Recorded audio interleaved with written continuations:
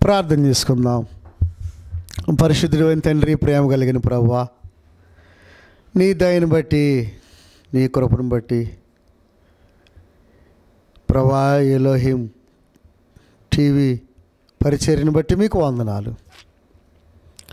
ఈ యొక్క పరిచర్యను ఆశీర్వదించండి, మీ నామానికి మహిమ తెచ్చుకోండి. యేసు నామములో అడుగుచున్నాము తండ్రి, ఆమేన్. చూడండి, మత్తయి సువార్త 13వ అధ్యాయంలో యేసు ప్రభువారు ఒక ఉపమానాన్ని చెప్పారు. చాలా ఉపమానాలు చెప్పారు. ఆ ఉపమానాలన్నిటిలో ప్రతి సేవకుడు, ప్రతి విశ్వాసి, ప్రతి వ్యక్తి కూడా ఈ ఉపమానాన్ని 100% గుర్తుంచుకోవాలి. అంత గొప్ప ఉపమానం. చూడండి, మత్తయి సువార్త 13వ అధ్యాయము 3వ వచనం. ఆయన వారిని చూచి అనేక సంగతులను ఉపమాన రీతిగా చెప్పుని అట్లనగా, ఇదిగో విత్తువాడు విత్తుటకు బయలు వెళ్ళెను. వాడు విత్తుచుండగా కొన్ని విత్తనములు త్రోవ ప్రక్కన పడెను. పక్షులు వచ్చి వాటిని మెరింగివేసెను. ఇక్కడ విత్తువాడు ఎవరు? సేవకుడు. విత్తనం ఏంటి? దేవుని వాక్యము. ప్రియులారా,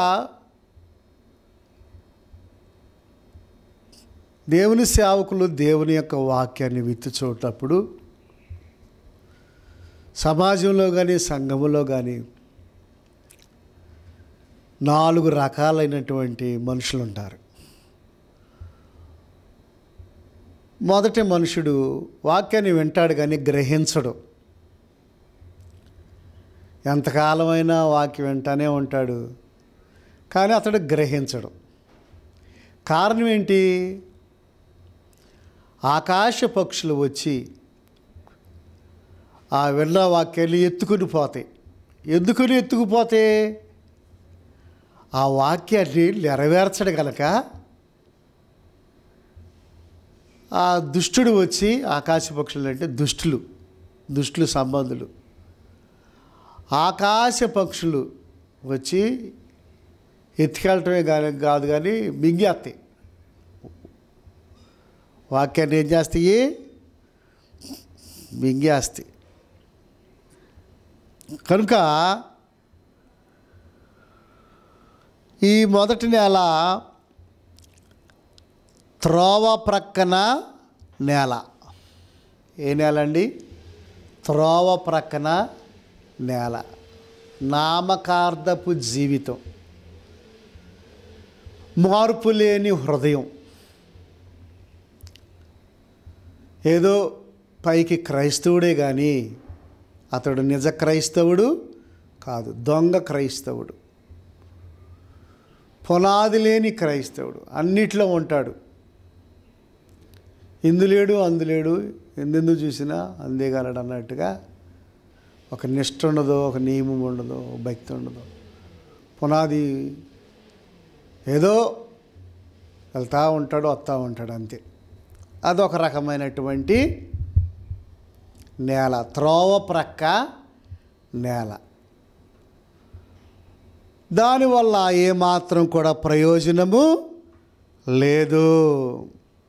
ఆ వ్యక్తి ద్వారా ఏమాత్రం కూడా ప్రయోజనం లేదు. మారు మనసు పొందడు.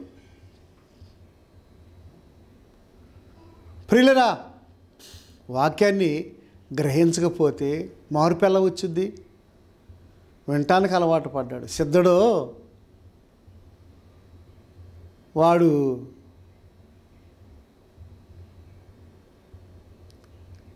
ఒక పని నిమిత్తము భార్య భర్తలు అనుకుంటున్నారంట, సిద్ధుడిని రేపు పొద్దున అద్దంకి పంపిద్దాం అని భార్య భర్తలు వానరస్ అనుకుంటున్నారంట. సిద్ధుడు పనివాడు.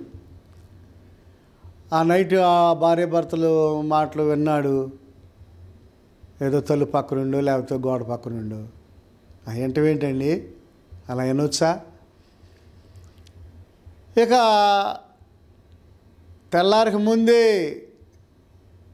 సిద్ధుడు అద్దంకి వెళ్ళి రానే వచ్చాడు. ఇక వీళ్ళు లేచి, ఎరా సిద్ధా, ఒక పని నిమిత్తం నేను నిన్ను అద్దంకి పంపించాలరా అని అంటే, అమ్మగారు, అయ్యగారు, అద్దంకి వెళ్ళి వచ్చేసానండి. అరే, అద్దంకి వెళ్ళి రావటం ఏంటిరా? అద్దంకి వెళ్ళి రావటం ఏంటి? ఎందుకు వెళ్ళావు? ఏ పని మీద వెళ్ళావు? మేము చెప్పుకోకుండానే. అక్కడ ఒక ఆయన్ని కలిసి ఈ డబ్బులు ఇచ్చి రావాలరా. నీకు విషయం చెప్పలేదు కదా. కనుక కొంతమంది అలాగుంటారు, గ్రహించరు. వాక్యాన్ని పైనే వింటూ ఉంటారు. కనుక గ్రహించాలి, ధ్యానించాలి. 2వ నెల 13వ అధ్యాయం 5వ వచనం. కొన్ని చాలా మన్ను లేని రాతి నేలను పడెను. అక్కడ మన్ను లోతుగా ఉండనందున అవి వెంటనే మొలిచెను, కానీ సూర్యుడు ఉదయించినప్పుడు అవి మాడి వేరు లేనందున ఎండిపోయెను. చాలా మన్ను లేని రాతి నేల. 2వ రకమైన నేల రాతి నేల. అంటే కొంచెమే మన్నుంది, కొంచెం విశ్వాసము, కొంచెం ఏదో భక్తి, ఏదో కొంచెము ప్రార్థనా జీవితం. మిగతాదంతా రాతి నేలే. కఠినత్వం, క్షమించలేని మనసు, పాపాలు ఒప్పుకోలేని విధానము, సరి చేసుకోవటం ఇష్టం ఉండదు, దొంగతనం, అబద్ధాలు ఒప్పుకోవటం ఇష్టం ఉండదు. బైబిల్ ఏమని సెలవిస్తుంది? అతిక్రమాలు దాచిపెట్టేవాడు వర్ధిల్లడు, వాటిని ఒప్పుకొని విడిచిపెట్టినవాడు కనికరము పొందుతాడు. యేసు రక్తము నిన్ను ఒప్పింపజేస్తుంది. యేసుని నమ్మినప్పుడు, వాక్యాన్ని వినిచి ఉన్నప్పుడు నీవు సరి చేసుకుంటావు. కానీ ఇతడు సరి చేసుకోడు. అందువల్ల బాప్తిసం తీసుకుంటాడు, చెయ్యెత్తుతాడు.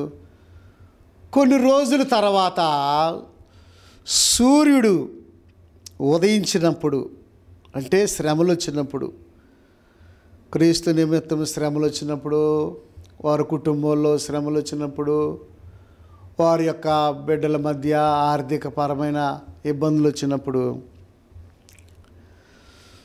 సూర్యుడు ఉదయించినప్పుడు అవి మాడి వేరు లేనందున ఎండిపోవును. కింద వేరు లేదు, పునాది లేదు, పశ్చాత్తాపడాల, పునాది వేసుకోవాలా, పిల్లర్ లోపలికి గట్టిగా వేసుకోవాలా పునాది. వేరు లేనందున చెట్టు నిలబడాలంటే ఈ వేరు ఎంత లోతుగా ఉంటే అంత ఆ మొక్క, ఆ చెట్టు ఏమవుద్ది? నిలబడుద్ది. చూడండి, పెద్ద పెద్ద మరి పునాదులు వేసి బిల్డింగ్స్ కడుతున్నారు కదా, అవి చాలా స్ట్రాంగ్గా ఉంటాయి. ఇసుక మీద కట్టుకుంటే ప్రయోజనం ఏముంది? పై భక్తి. కనుక 2వ నెల రాతి నేల, కఠినత్వం, క్షమించలేని విధానము. ఈ నేల వల్ల కూడా ప్రయోజనము లేదు. దానికి వివరణ ఏముంది? 13:20లో రాతి నేలను వెత్తబడినవాడు వాక్యము విని వెంటనే సంతోషముతో దాన్ని అంగీకరించేవాడు. అయితే అతడిలో వేరు లేనందున అతడు కొంతకాలము నిలుచును గాని వాక్యము నిమిత్తము శ్రమయైలను హింసైలను కలుగుగానే అభ్యంతరపడును. దానివల్ల కూడా ప్రయోజనము లేదు. 3వ రకమైన నేల మొండ్ల పొద నేల. 7వ వచనం 13:7 మత్తయి సువార్త 13:7. కొన్ని ముండ్ల పొదలలో పడెను, ముండ్ల పొదలో ఎదిగి వాటిని అణిచివేశాను. ముండ్ల పొదలో చూడండి, ముండ్ల పొదలు అన్నందుకు వివరణ ఇచ్చాడు యేసుప్రభువే. 13వ అధ్యాయము 22వ వచనం. ముండ్ల పొదలలో విత్తబడిన వాడు వాక్యము వినువాడే గాని ఐహిక విచారమును ధనమోసమును వాక్యము నడిచివేయును గనుక వాడు నిష్ఫలుడవును. చూడండి, ఏదో కొంచెం ప్రార్థనకి వెళ్తూ ఉంటాడు, ఏదో కోటాలకు వెళ్తూ ఉంటాడు, అతనిలో ఎక్కువగా ఐహిక విచారాలు ఉంటాయి.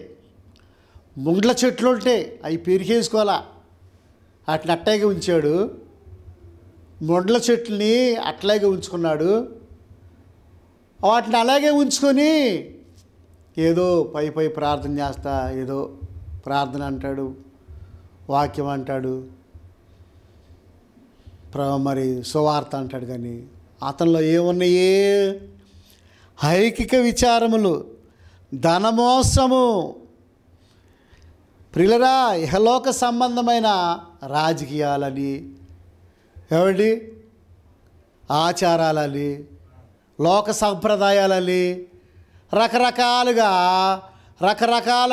వారు ఏం చేస్తూ ఉంటారంటే లోక సాంప్రదాయాలతో వారు జీవిస్తూ ఉంటారు. ప్రార్థన తక్కువ, లోకం ఎక్కువ. భక్తి తక్కువ, లోకం ఎక్కువ. లోక సంబంధమైన మాటలు ఏంటండి? కనుక దానివల్ల కూడా ప్రయోజనము లేదు. అతడు కూడా నిష్ఫలుడవును, అతను కూడా బలహీనుడైపోయాడు, అతని ద్వారా కూడా ప్రయోజనము లేదు. కనుక 4వ రకమైన నేల మంచి నేల. కొన్ని మంచి నేలను పడి ఒకటి 100 అంతులుగాను, ఒకటి 60 అంతులుగాను, ఒకటి 30 అంతులుగాను ఫలించును. చెవులు గలవాడు వినుగాక. దాని వివరణ 23వ వచనం, 13, 23. మంచి నేలను విత్తబడిన వాడైతే వాక్యము విని గ్రహించువాడు, అట్టివారు సఫలులై ఒకడు 100 అంతులుగాను, ఒకడు 60 అంతులుగాను, ఒకడు 30 అంతులుగాను ఫలించెదరు. చూసారా ప్రియులరా? కనుక మంచి నేల అంటే శుభ్రంగా రాళ్ళు ఏరి పారేసుకుంటాడు,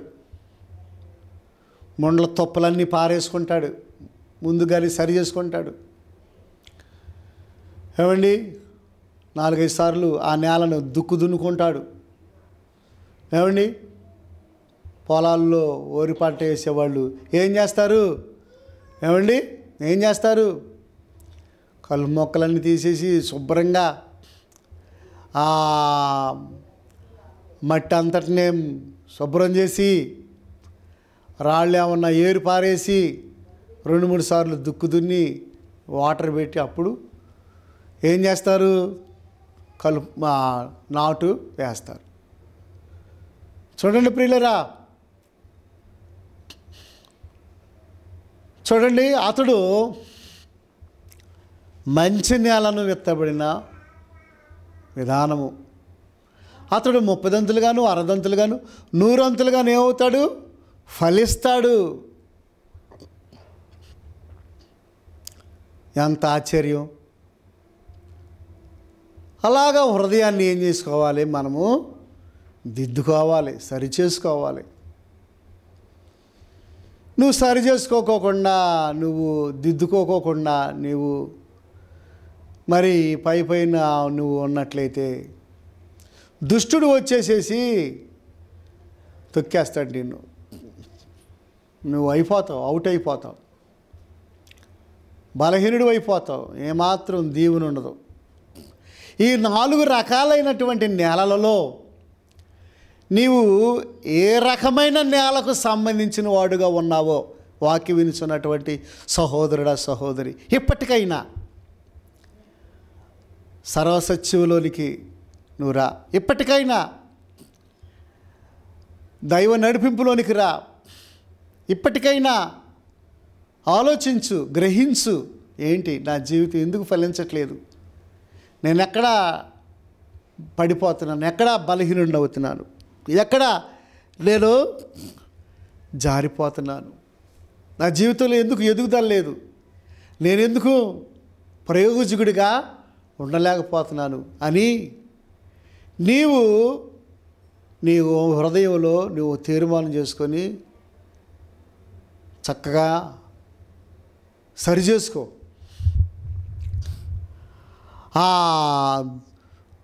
ఆకాశ పక్షులకి అవకాశం ఇవి మాకు.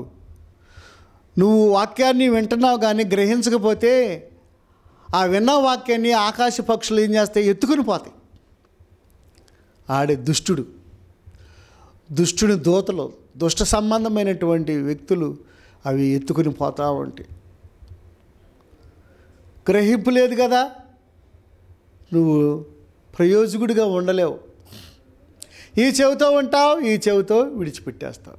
ప్రయోజనం ఏముంది? ఎదుగుదల ఉండదు కదా. త్రోవ ప్రక్కన నేలకి నువ్వు సాదృశ్యంగా ఉన్నావు. సోదరుడా, సోదరి, ఆ 13వ అధ్యాయము అంతా 1 నుంచి 23 వచనాల వరకు చక్కగా నువ్వు చదువుకో. 1 నుంచి 23 వచనాల వరకు చక్కగా ఒకసారి కాదు, 2 సార్లు 3 సార్లు దేవుని ఆత్మ నిన్ను దర్శించేంత వరకు ఆ వాక్యాన్ని పదే చదువుకో. అప్పుడు నువ్వు ప్రయోజకుడు అవుతావు. 4 రకాలైనటువంటి మనస్తత్వాలు కలిగినటువంటి ప్రజలు ఈ భూమి మీద జీవిస్తున్నారు. కనుక ప్రియులరా, ఎక్కువ శాతం మొదట 3 రకాలైనటువంటి నేలల అనుభవాలతోనే ఉన్నారు. ఎక్కువ శాతం అన్ని స్థలాలలో కూడా. వాటి వల్ల ప్రయోజనం ఏముంది?